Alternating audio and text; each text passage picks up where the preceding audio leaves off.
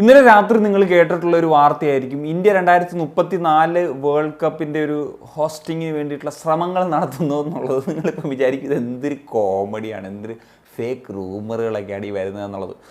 ഫേക്കല്ല, വെറും റൂമറല്ല, ചില കാര്യങ്ങളൊക്കെ അതിൻ്റെ ഇടയിൽ സംഭവിക്കുന്നുണ്ട് എന്നുള്ളതാണ് ഇതിലേറ്റവും പ്രധാനപ്പെട്ടൊരു കാര്യം. കാരണം ഇതിപ്പം അർണാവ ചൗധരിയെ പോലെയുള്ള നമുക്ക് റിലയബിൾ ആയിട്ടുള്ള ആളുകളൊക്കെ തന്നെയാണ് ഈ ഒരു കാര്യം ആദ്യം തന്നെ പുറത്തേക്ക് വരുന്നത്, വാർത്ത പുറത്തേക്ക് കൊണ്ടുവരുന്നത്. അപ്പം കാര്യം എന്തെന്ന് വെച്ച് കഴിഞ്ഞാൽ 2034 വേൾഡ് കപ്പ് എന്ന് പറഞ്ഞു കഴിഞ്ഞാൽ സൗദി അറേബ്യ ഹോസ്റ്റ് ചെയ്യും എന്നുള്ള തരത്തിലേക്കാണ് ഇപ്പോൾ കാര്യങ്ങൾ മുന്നോട്ട് പോകുന്നത്. അപ്പം അവർ ആ ഒരു ഹോസ്റ്റിങ്ങിന് വേണ്ടിയുള്ള ആ ഒരു ശ്രമങ്ങൾ അല്ലെങ്കിൽ ആഗ്രഹം വന്നപ്പോൾ തന്നെ മറ്റ് എതിരാളികളൊന്നും ഉണ്ടായിരുന്നില്ല. അപ്പം AFCയുടെ ആ ഒരു മീറ്റിങ്ങിലോ കോൺഗ്രസ്സിലോ ഒക്കെ ഇന്ത്യയൊക്കെ സൗദിയുടെ ഈ ഒരു ഹോസ്റ്റിങ് നല്ല എന്താ പറയുക ഒരു അനുകൂലമായിട്ടുള്ള രീതിയിൽ നിൽക്കുകയും ചെയ്തിട്ടുള്ളൊരു രാജ്യം കൂടിയാണ് എന്നുള്ളത് അറിയാമല്ലോ. അപ്പം ഈ ഒരു സാഹചര്യത്തിൽ 48 രാജ്യങ്ങളായിരിക്കും 2034 വേൾഡ് കപ്പിൽ കളിക്കുക. അത് 2026 തൊട്ട് 48 രാജ്യങ്ങളാണ് കളിക്കുന്നത്. അപ്പം 104 മത്സരങ്ങൾ ആണ് മുഴുവൻ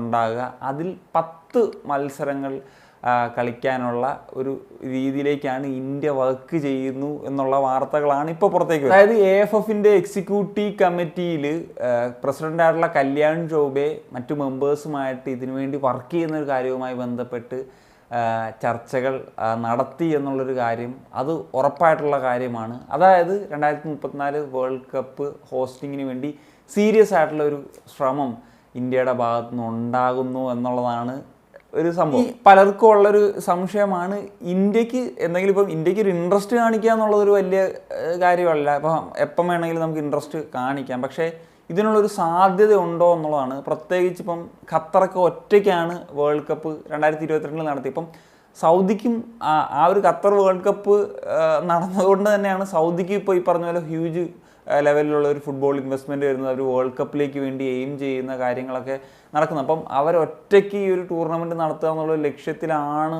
ഉണ്ടാകുക. അപ്പം അതിൽ മറ്റൊരു കോ ഹോസ്റ്റിനെ അവർ നോക്കുമെന്ന് വെച്ച് കഴിഞ്ഞാൽ യെസ്, അവർക്ക് ഒറ്റയ്ക്ക് നടത്താനുള്ള കേപ്പബിലിറ്റിയൊക്കെ ഉണ്ട്. പക്ഷേ ഇപ്പം ഇനിയിപ്പോൾ 2026 നടക്കാൻ പോകുന്ന വേൾഡ് കപ്പ് 3 രാജ്യങ്ങളിലായിട്ടാണ് നടക്കാനായിട്ട് പോകുന്നത്. USA, കാനഡ, മെക്സിക്കോയിലൊക്കെ ആയിട്ട്. അതിനുശേഷം 2030 നടക്കുന്ന വേൾഡ് കപ്പ് അത് 3 രാജ്യങ്ങൾ പ്ലസ് അല്ലാതെ 3 രാജ്യങ്ങൾ കൂടി ഉണ്ട്. കാരണം 100ാം വർഷമായതുകൊണ്ട് തന്നെ അങ്ങനെ 6 രാജ്യങ്ങളിലാണ്. അത് ആദ്യത്തെ മത്സരങ്ങൾ മാത്രമേ ഉള്ളൂ ഈ പറഞ്ഞ 3 രാജ്യങ്ങൾ നടക്കുക. ബാക്കിയെല്ലാം ഈ പറഞ്ഞ മറ്റു 3 രാജ്യങ്ങളിൽ വീതിച്ചിട്ടാണ് നടക്കുന്നത്. ഹോസ്റ്റ് ആകാനുള്ള സാധ്യത നമുക്ക് തള്ളിക്കളയാനായിട്ടാവില്ല. കാരണം ഇത്രയും രാജ്യങ്ങൾ മാറ്റുരയ്ക്കുന്ന ഒരു ടൂർണമെൻറ്റായി ഇനി മുതൽ വേൾഡ് കപ്പ് മാറുന്നു എന്നുള്ളതുകൊണ്ട് തന്നെ. പിന്നെ ഇന്ത്യക്ക് സൗദിയുമായിട്ട് നല്ലൊരു ബന്ധമാണ് ഉള്ളത് എന്നുള്ളത് മറ്റൊരു വസ്തുതയാണ്. ഇന്ത്യ നേരത്തെ പറഞ്ഞ പോലെ നല്ലൊരു പിന്തുണ ഈ ഒരു കാര്യത്തിൽ കൊടുത്തിരുന്നു. അതിനോടൊപ്പം തന്നെ 2027 AFC ഏഷ്യൻ കപ്പിന് ഇന്ത്യ അവർ റേസ് ഹോസ്റ്റിംഗ് ഇതിൽ ഉണ്ടായിരുന്നതാണ്. ഇന്ത്യ സൗദി മുന്നോട്ട് വന്ന സമയത്ത് പിന്മാറുന്നൊരു സാഹചര്യം ഉണ്ടായി. പിന്നെ ഇപ്പം അറിയാമല്ലോ പല MOU ഒക്കെ അവർ സൈൻ ചെയ്തിട്ടുണ്ട്.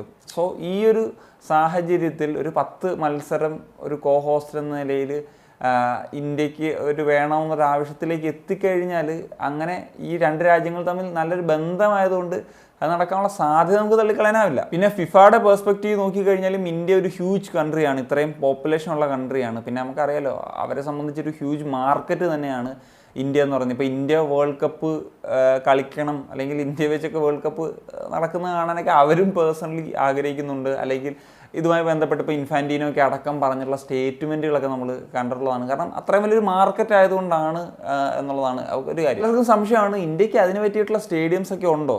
ബ്രോസ് 10 വർഷമാണ് നമ്മുടെ കയ്യിലുള്ളത് 2034 വരെ. അപ്പോൾ ഈ ഒരു സാഹചര്യത്തിൽ ഈ ഒരു 10 മാച്ചസിന് വേണ്ടി എന്ന് പറഞ്ഞാൽ 2-3 സ്റ്റേഡിയംസ് മതിയാവും. അത് മിക്കവാറും വല്ല അഹമ്മദാബാദിലോ അല്ലെങ്കിൽ ന്യൂഡൽഹിയിലോ കൊൽക്കത്തയിലോ മുംബൈയിലോ അല്ലെ ലക്നൌവിലോ ഇങ്ങനെയുള്ള സ്ഥലങ്ങളിലൊക്കെ ആയിരിക്കും. But it's okay.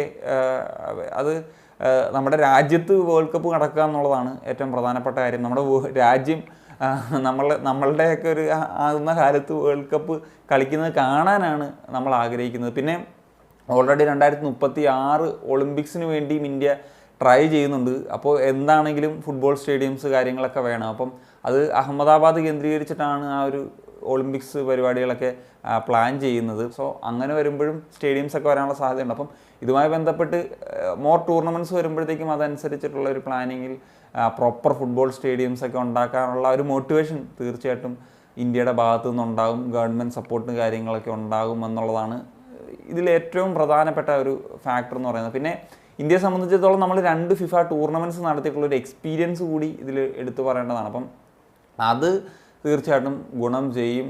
ഏതായാലും ഇങ്ങനെയൊക്കെയുള്ള കാര്യങ്ങളാണ്, വാർത്തകളൊക്കെയാണ് വരുന്നത്. ഇന്ത്യ തീർച്ചയായിട്ടും ആ ഒരു ഇൻട്രസ്റ്റ് കാണിച്ചിട്ടുണ്ട്.